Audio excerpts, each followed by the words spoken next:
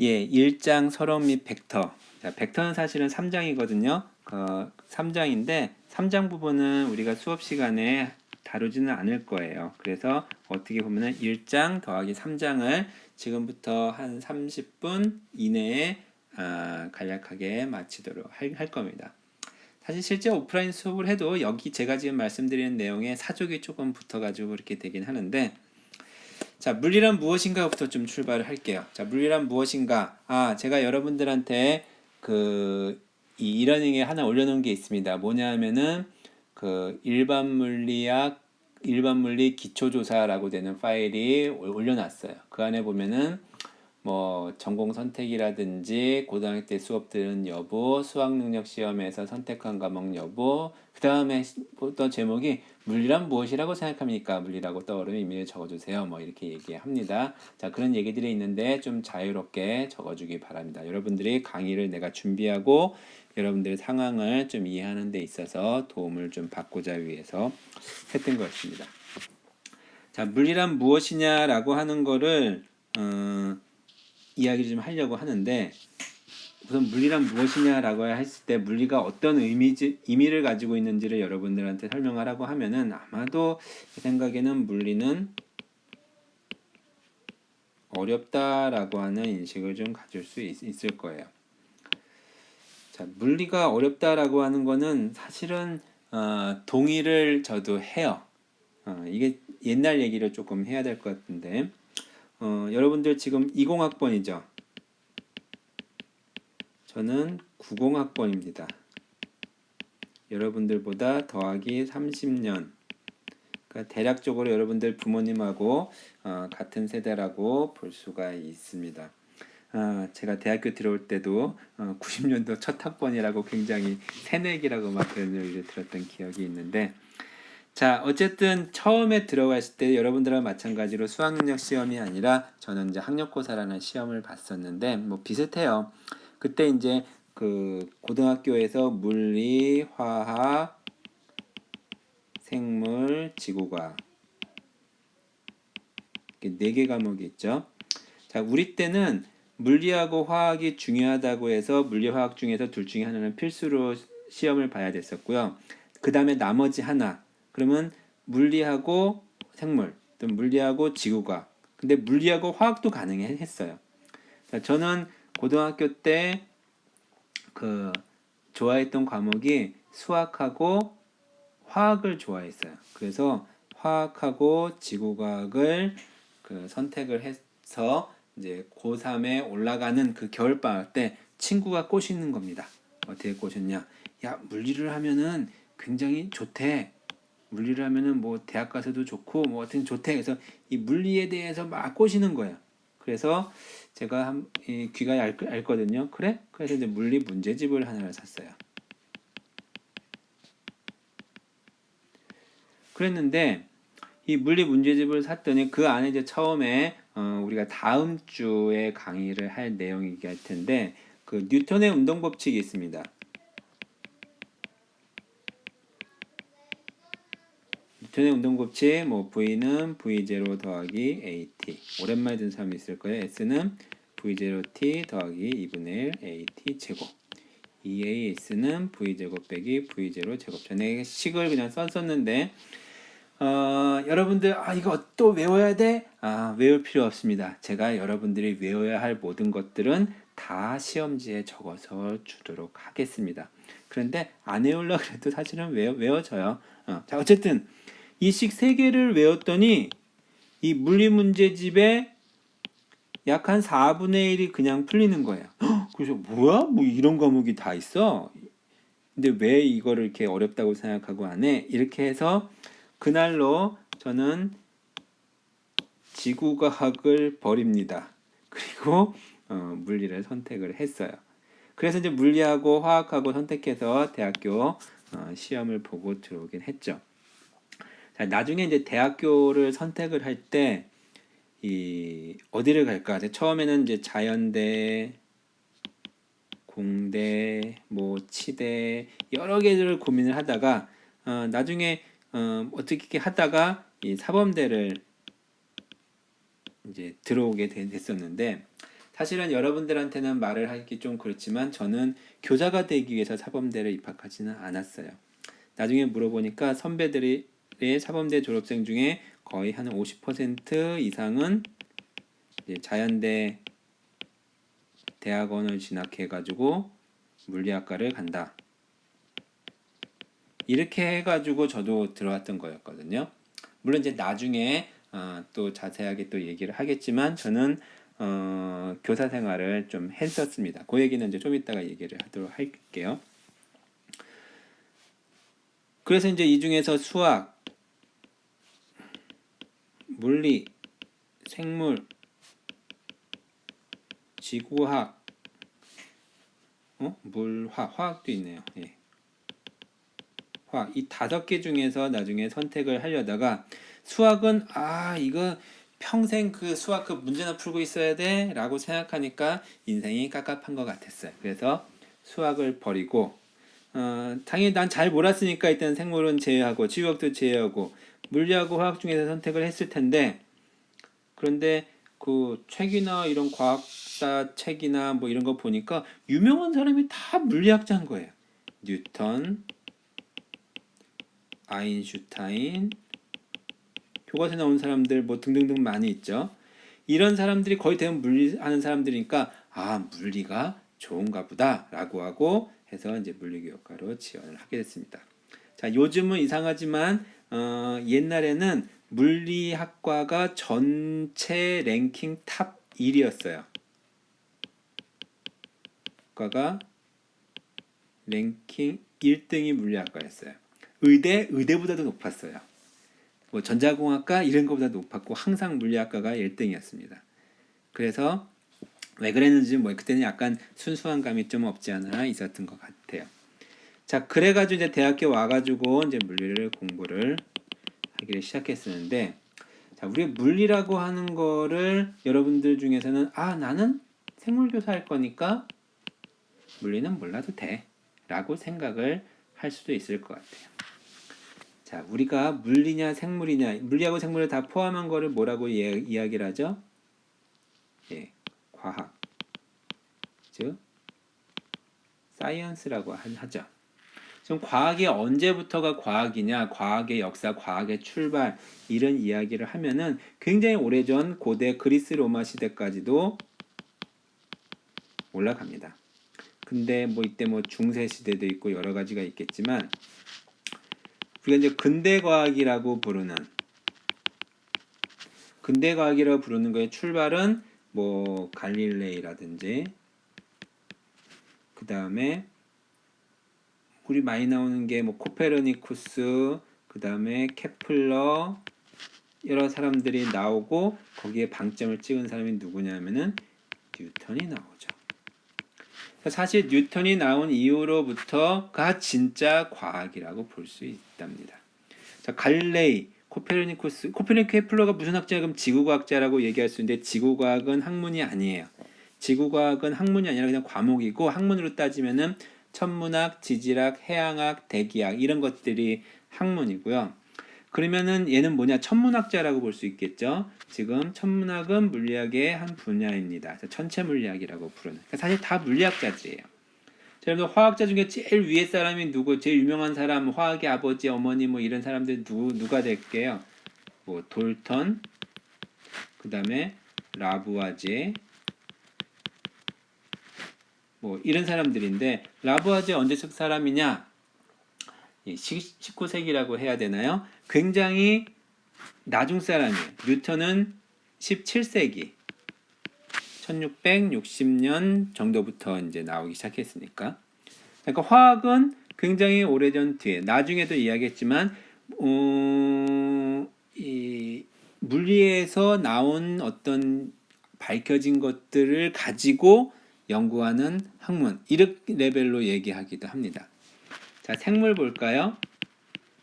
생물에서 가장 유명한 사람이 누구죠? 생물학자 위에 있는 사람. 뭐 여러분들도 얘기할 수 있는 사람이 있긴 하겠지만 보통 이야기하면은 파스텔르는 갑자기 왜 썼죠? 파스텔르 말고 더 위로 간다고 하면은 그쵸 다윈이 있겠죠. 그 다음에 또 누가 있어요? 멘델? 뭐 이 멘델은 좀 모르겠지만 어쨌든 언제 적 사람이에요? 19세기 사람이에요. 굉장히 뒤거든요. 그 얘기는 뭐냐면은 생물은 옛날에 다윈이 나올 때까지는 생물은 학문의 한 영역이라기보다는 박물학이라고 하는 박물학은 여러 잡동사니 물건들 모아다 놓고 뭐 그걸 정리하고 분류하고 뭐 이런 거라고 볼 수 있어요. 그래서 비로소 20세기 이후에 들어와 가지고 지금은 생물학이 과학에서 가장 그 큰 학문의 영역이 되고 있지만 실제로 이 당시만 해도 생물은 그 학문의 영역이라고 보기는 어려웠을 겁니다. 자, 그렇다고 보면은 이 전체를 이끌어주는 과학이라고 하고 있는 큰 틀에 속할 수 있는 초기의 출발은 물리학이라고 볼 수 있는 거죠. 자, 물리가 좋다 이런 얘기 하려는 것이 아니라 생물학을 하려는 사람도 과학의 역사를 왜 알아야 되느냐? 과학이 어떤 식으로 발달해 왔는지를 이해를 해야 되기 때문에 그런 과정으로서 여러분들이 이해를 한다 그러면은 그 물리학에 대한 학습을 통해서 과학의 역사를 이해를 할 수 있을 거라고도 생각이 듭니다.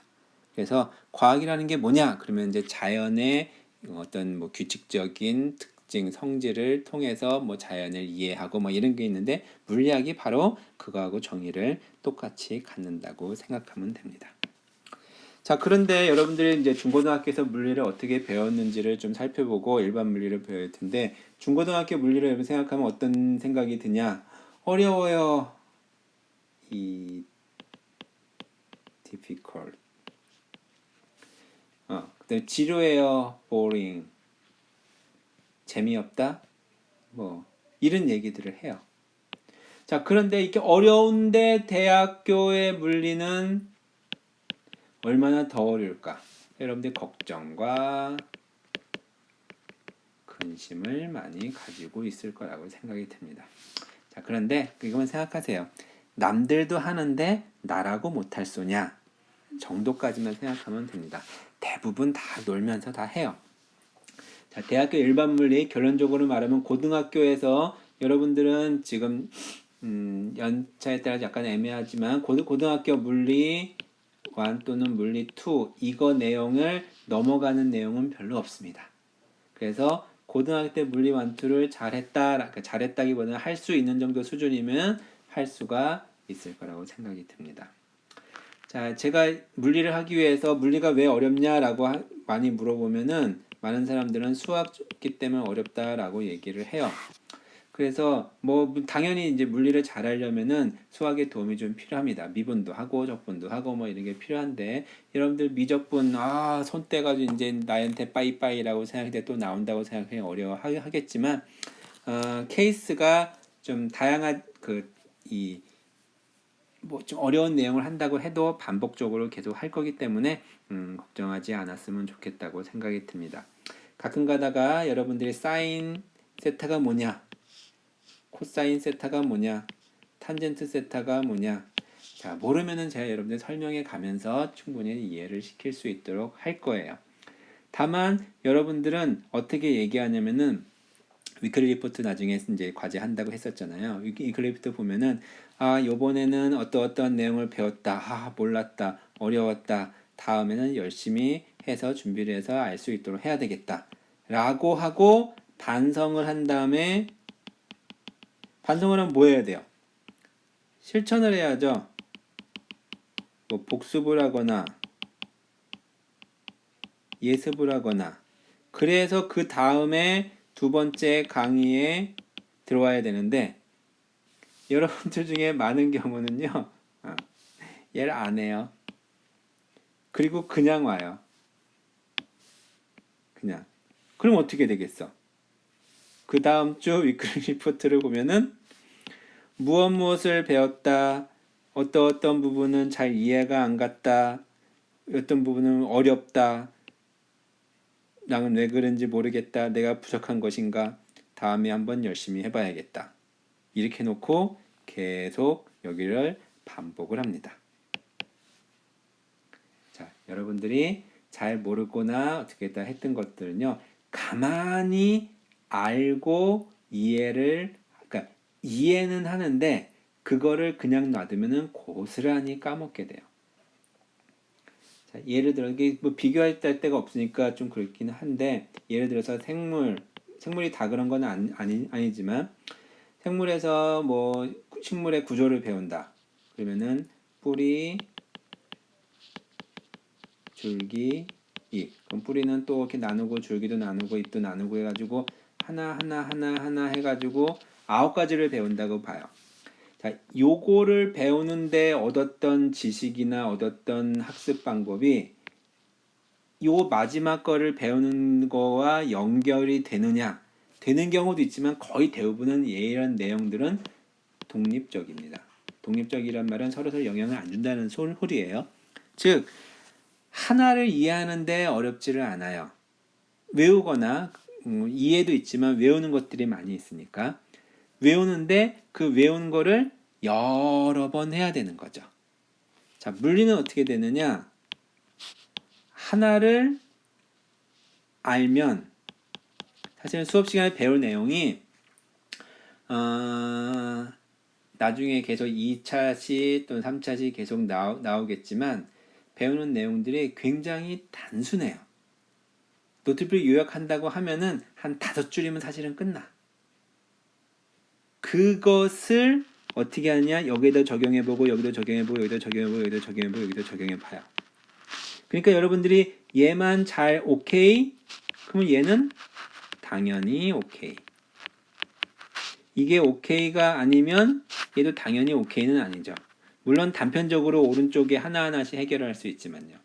그래서 물리는요, 이거를 이해하는 게 조금 어려워요. 물론 수준에 따라서 쉬움과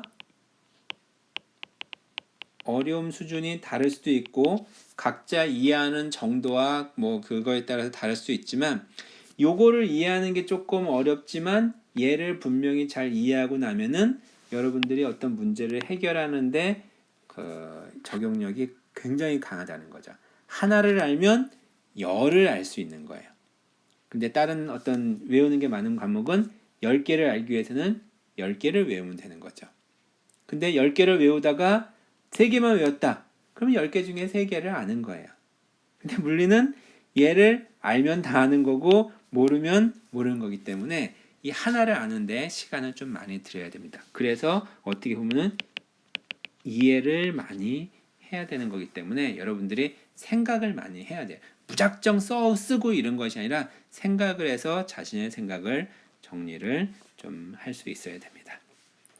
중고등학교 물리 설명한다고 해놓고 쓸데없는 얘기를 하고 있었네요.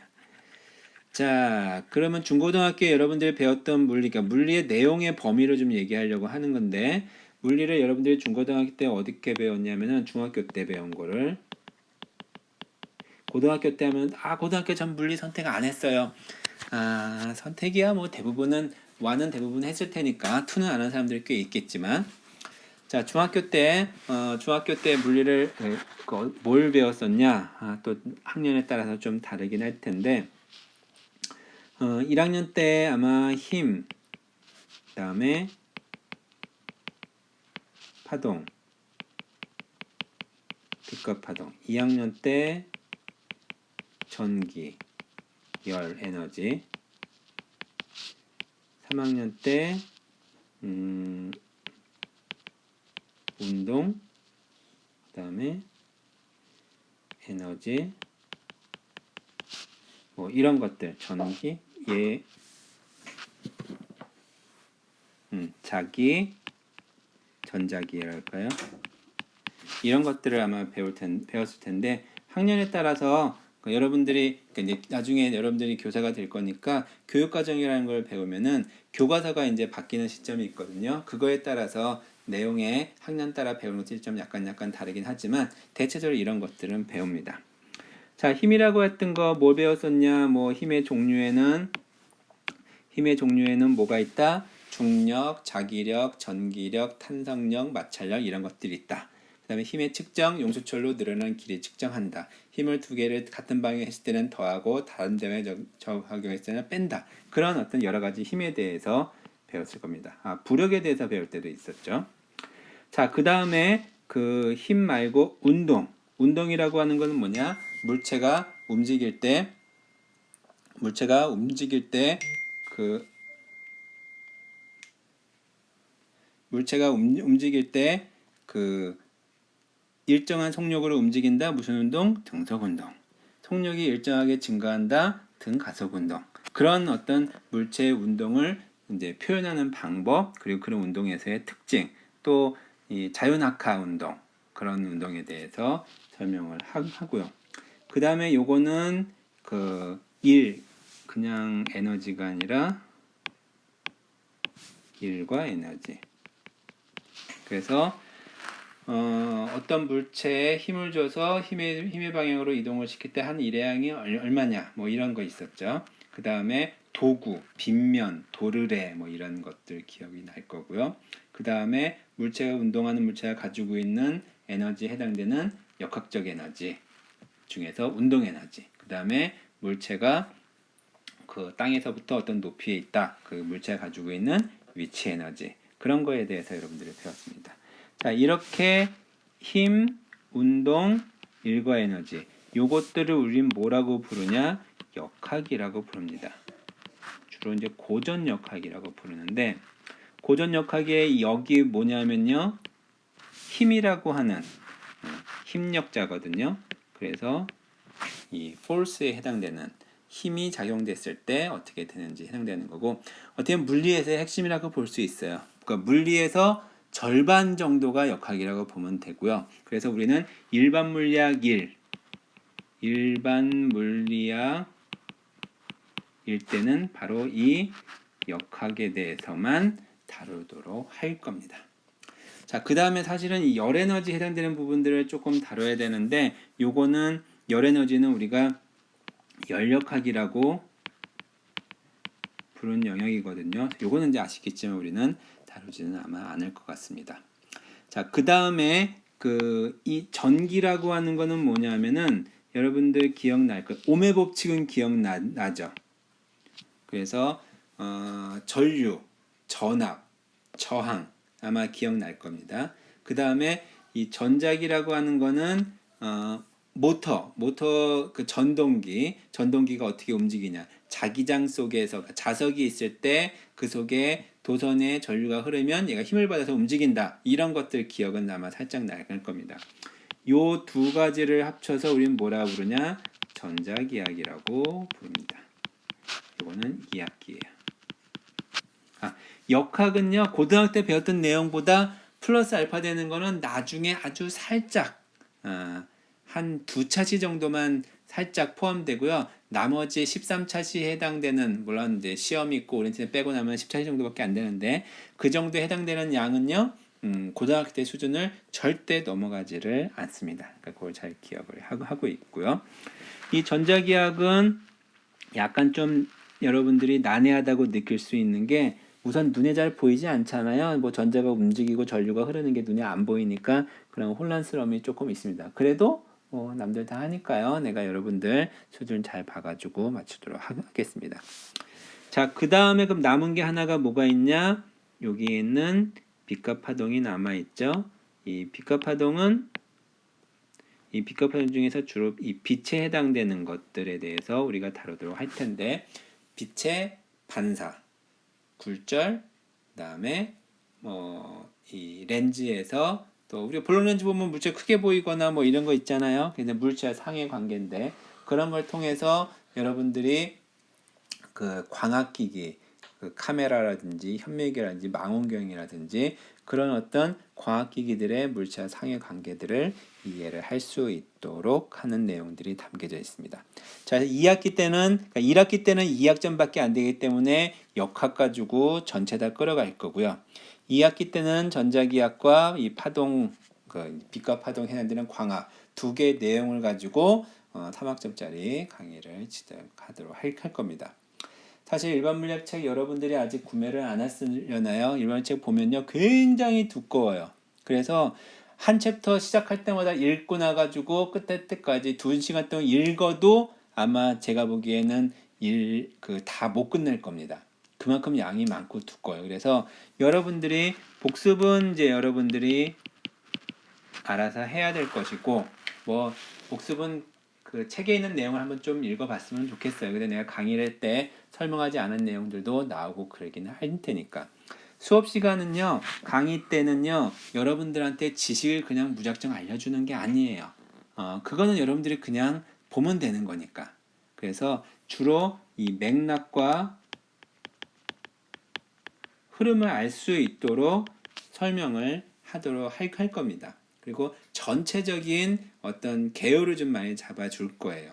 근데 아까 말했던 것처럼 내용이 많지 않기 때문에 여러분들한테 기본적인 설명들은 다 포함을 시킬 건데 뭐 그거에 대한 사례라든지 이런 것들을 다 이야기를 못 한다는 거죠.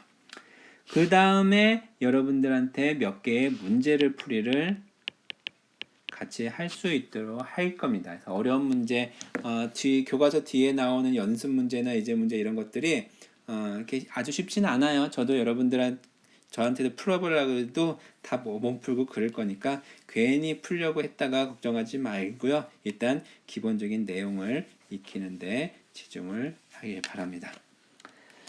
자, 시간이 많이 남지 않았는데 남은 시간 동안에 이 1장 내용들을 좀 정리를 하도록 하겠습니다.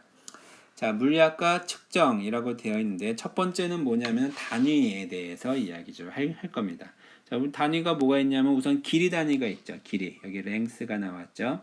길이의 단위는 가장 기본적인 미터를 써요. 그러면 여러분들 묻죠. 미터 말고 밀리미터도 있고 센티미터도 있는데요. 자, 그거는요. 앞에 접두사에 해당되는 겁니다. 자, 미터를 볼게요.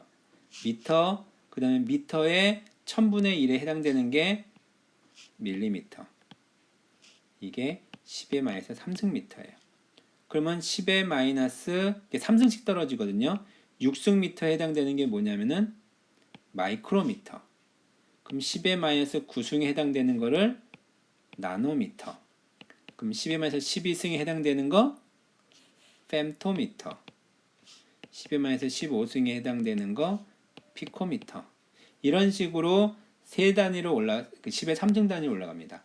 그러면 10의 3승미터는 뭐죠? 그 차이죠. 킬로미터. 사실 여기까지 말고는 잘 안 써요. 근데 그거 말고 10의 6승에 해당되는 거를 10의 6승에 해당되는 거 우리 컴퓨터 그 파일 용량 때 쓰죠. 킬로 다음에 메가. 메가 다음에 기가. 기가 다음에 테라. 이런 식으로 앞에 테라, 기가, 메가, 킬로, 밀리, 마이크로, 나노, fem토, 피코 이런 접두사를 이용해서 사용을 해주게 됩니다. 자, 그런데 우리가 자주 사용하는 생활 속에 해당되는 요 부분은요 10단위마다 쓰게 됩니다. 우선 센티미터. 이 센티라고 하는 게 10의 마이너스 몇 승이죠? 1cm는 10의 마이너스 2승이죠. 자, 그 다음에 여기는 안 썼지만 10의 마이너스 1승에 해당되는 게 대시라는 게 있어요. 그 다음에 그 위에도 또 있기도 하고요. 어쨌든 이런 어떤 그 접두사를 이용해 가지고 10의 지수를 쓰는데 과학에서는 과학적인 표현 예를 들어서 뭐 지구에서 태양까지 거리가 얼마냐 뭐 아니면은 그 뭐죠? 빛의 속도가 얼마냐? 그럼 빛의 속도가 뭐 초속 시속 30만 킬로미터, 뭐 초속 30만 킬로미터 이렇게 쓰지 않고요. 3 곱하기 10의 8승 미터 퍼 세크 이런 식으로 곱하기의 지수 형태로 좀 많이 쓰고 그러기도 합니다. 자, 그래서 이제 길이의 단위는 미터고요. 질량의 단위는 킬로그램. 그 다음에 시간의 단위는 세크. 그리고 세 가지를 써서 MKS 단위라고 합니다. CGS 단위를 쓰는 경우도 있어요. C는 센티미터, G는 그램. 그게 뭐가 다르냐? 그렇게 쓰게 되면은 나중에 그 식들이 좀 약간 좀 바뀌고 그러기도 하거든요. 자, 요게 세계 7대 단위라고 부르는데 요 세 개에다가 추가적으로 4개. 그러니까 서로 독립적인 다른 걸 그러니까 시간을 그러니까 초를 아무리 곱하거나 늘리거나 해도 길이나 질량으로 만들 수는 없잖아요. 마찬가지로 전류에 해당되는 암페어, 온도에 해당되는 켈빈, 그 다음에 분자량에 해당되는 몰, 그 다음에 빛의 밝기에 해당되는 칸델라. 요 7가지가 기본 단위입니다. 이 기본 단위 이외의 나머지 것들은요 다 조합해서 만드는 거예요. 예를 들어서 속력은 단위 못 쓰죠? 미터 퍼 세크. 즉 뭐냐? 초당 몇 미터를 가느냐 이렇게 쓰고 그러죠. 그래서 나머지 단위들은 다 이걸 이용해서 조합한 겁니다. 자, 이렇게 이 MKS 단위를 포함해서 이런 단위를 우리는 SI 단위라고 해요. 그래서 이게 불어에서 나온 거라서 정확히 뭘지 모르겠는데 국제 표준이라고 보면 됩니다. 그래서 길이는 어떻게 하느냐? 옛날에는요, 뭐 적도와 북극 사이를 뭐 1000분의 1 나눠 가지고 뭐 그렇게 하고 그러기도 했었는데 지금은 빛이 이만큼 동안 진행한 거리, 그러니까 빛의 속도를 가지고 정의를 한 거예요. 진공 중에서. 근데 질량은 그 질량 같은 경우는 뭐냐면 백금 이리듐으로 의해서 합금으로 만드는 어떤 기준을 놓고 원기라고 부르죠. 그걸 통해서 그 길이를 측정한 거고요. 자, 시간은 이 원자가 에서 방출된 특정 파장의 빛이 이만큼 진동하는 동안에 걸리는 시간 뭐 이렇게 정의를 합니다. 나머지도 이제 정의한 방법들이 있는데 한번 찾아보도록 하세요. 자, 차원이라고 하는 거는 뭐냐면요. 예를 들어서 아까 힘을 볼게요. 힘이라고 하는 거는 단위를 뭘 쓰냐면 뉴턴이라는 단위를 쓰거든요. 근데 뉴턴이라고 하는 거는 그러니까 이게 다른 앞에 있는 7개의 기본 단위로 구성이 돼야 되잖아요. 어떻게 되면 킬로그램, 메타 나누기 세크 제곱 이렇게 우리가 쓸 수가 있어요. 그럼 요거는 단위는 뭐냐면 킬로그램에 해당되는 거니까 질량 뭐 m이라고 하고요. 길이니까 l, 그 다음에 나누기 시간이니까 t의 제곱 이렇게 쓸 수 있죠. 이런 식으로 해서 비교해서 하는 거를 차원이라고, 이걸 이제 차원이라고 하고 이 차원을 이용해서 분석하는 차원 분석이라고 합니다. 예를 들어서 이 등가속도 운동에서 물체가 이동한 거리를 이렇게 이렇게 나오는데 오른쪽을 보면요. A는 가속도죠. 가속도는 길이를 시간으로 2번 나눈 거거든요. 그래서 길이 나누기 시간의 제곱 곱하기 시간 제곱이니까 t의 제곱 나눠지니까 뭐만 남아요? l만 남죠. 즉 길이 같은 단위죠. 그래서 식이나 이런 것들 양쪽의 차원이 같아야 된다라는 걸 말하는 겁니다. 뭐 쓸리는 게 많이 있지는 않아요. 근데 이런 차원을 이용하면은 좀 많이 이야기를 할 수 있고요.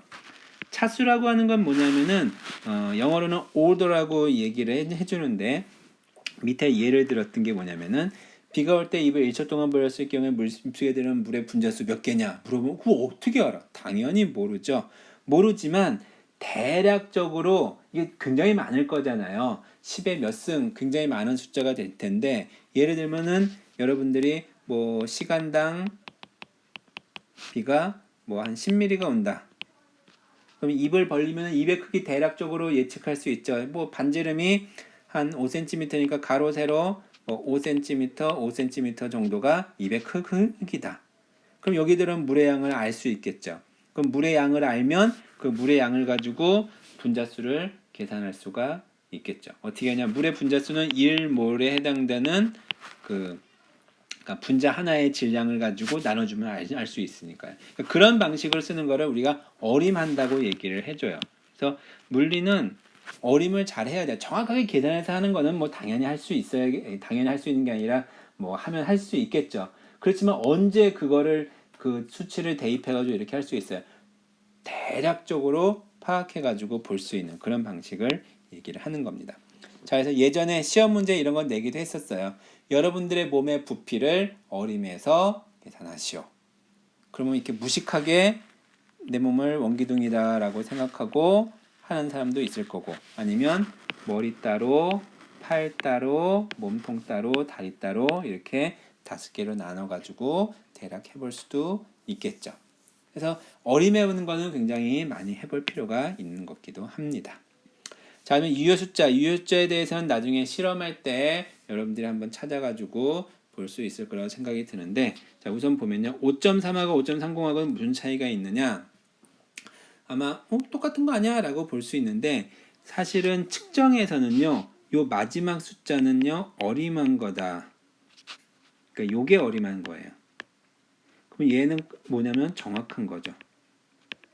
5.3이라고 하는 거는 뭐냐면요. 자가 여기가 4, 5, 6. 그래서 어떤 물체가 이렇게 있는 거예요. 이렇게 읽은 게 5.3이고요. 5.30이라고 하는 거는 뭐냐면은 5, 6 그래서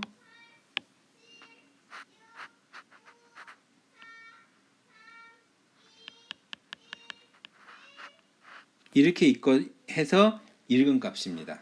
그러니까 얘는 5하고 6 사이에 있는 값에 해당되는 거고 얘는 5.3과 5.4 사이 그러니까 요거는 5.3과 5.4 사이 얘는 5와 6 사이가 해당되는 거죠. 그렇기 때문에 신뢰할 수 있는 그런 범위를 알려주는 게 유효 숫자입니다.